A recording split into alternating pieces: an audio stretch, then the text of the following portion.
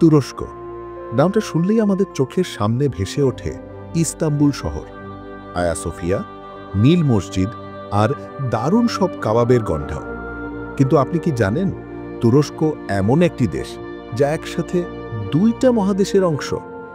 হ্যাঁ, পৃথিবীতে খুব কম দেশ আছে যারা একই সাথে এশিয়া আর ইউরোপ দুই মহাদেশেই অবস্থান করছে।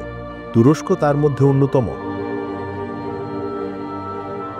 তুরস্কের মোট আয়তন প্রায় 7,83,000 বর্গ কিলোমিটার, যা আয়তনে প্রায় 5.5টা বাংলাদেশের সমান।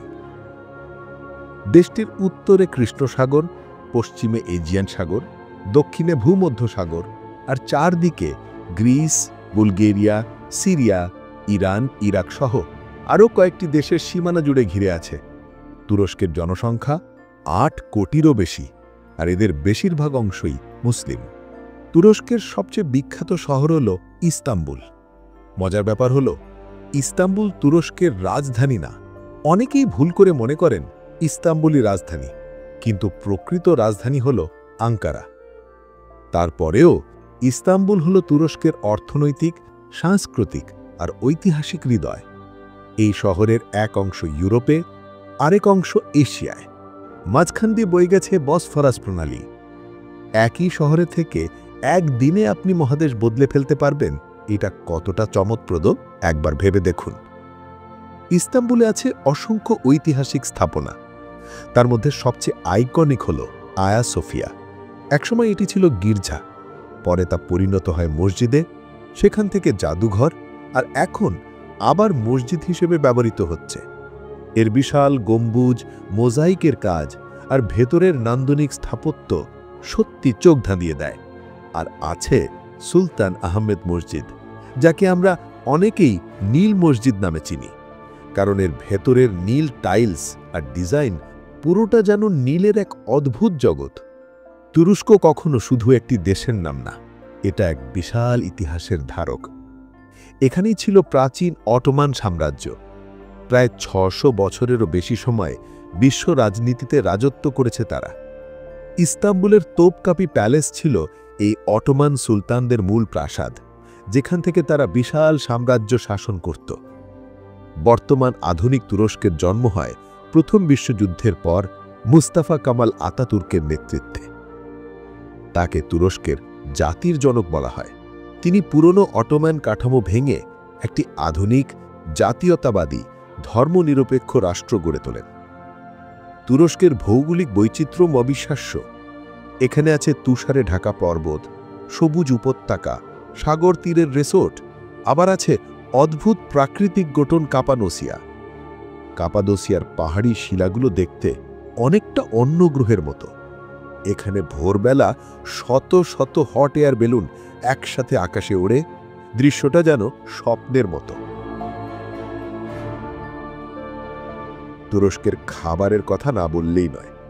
তুর্কি কাবাব, দোনার, বোরেক, পিদে, লাহামজুন, বাকলাভা, এগুলোর নামই আলাদা এক আনন্দ।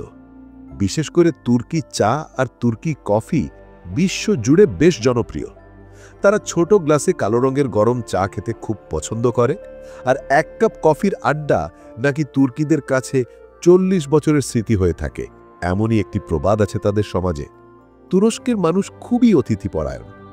বাড়িতে কেউ বেড়াতে এলে চা না খাইয়ে ছেড়ে দেয়া তারা ভদ্রতা মনে করে না। অতিথির জন্য তারা নিজের সাধ্যমতো সেরা খাবারটা সামনে আনার চেষ্টা করে।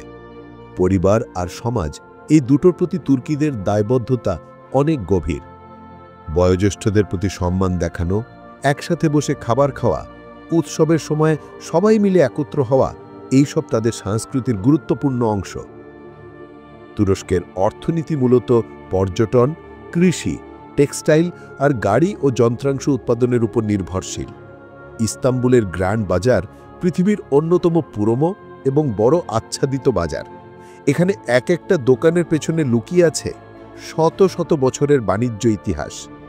তুরস্ক মূলত মুসলিম অধ্যুষিত দেশ হলেও এখানে শত শত বছর ধরে নানা ধর্ম, সংস্কৃতি আর জাতিগোষ্ঠী পাশাপাশি বসবাস করেছে।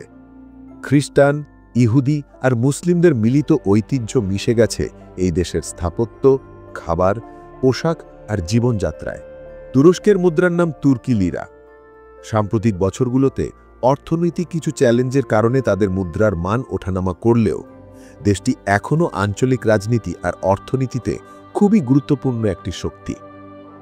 এক কথায় তুরস্ক হল ইতিহাস, আধুনিকতা, ধর্ম, সংস্কৃতি, খাবার আর ভৌগোলিক বৈচিত্র্যের এক অনন্য মিশ্রণ। একই দেশে আপনি প্রাচীন সভ্যতা থেকে শুরু করে গ্লাস টাওয়ার আর স্কাইস্ক্রেপার সব একসাথে দেখতে পাবেন। ভিডিওটি ভালো লাগলে শেয়ার করতে ভুলবেন না। আর যদি জ্ঞান চায় চ্যানেলটিকে তথ্যবহুল আর রুচিময় মনে হয়, তাহলে সাবস্ক্রাইব করে পাশের বেল আইকনটি প্রেস করে আমাদের সাথেই থাকুন। আগামী ভিডিওতে দেখা হবে আরেকটি নতুন দেশের অদ্ভুত আর মজার সব তথ্য নিয়ে।